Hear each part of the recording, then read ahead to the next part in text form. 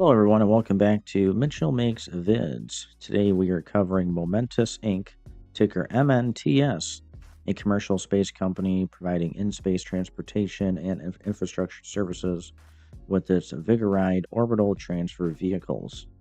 As of trading on January 5th, 2026, MNTS shares are surging over 70% intraday, building on recent gains and trading around the $9 to $10 range on heavy volume.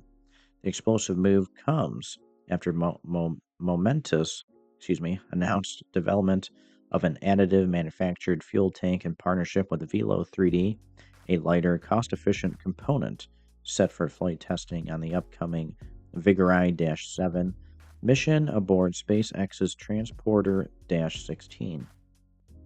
This innovation aims to enhance performance and reduce costs following recent milestones like payload integration and prior reverse split to maintain NASDAQ compliance.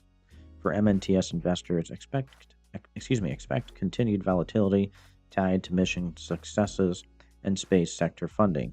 This is not financial advice. Always do your own research and consult a professional.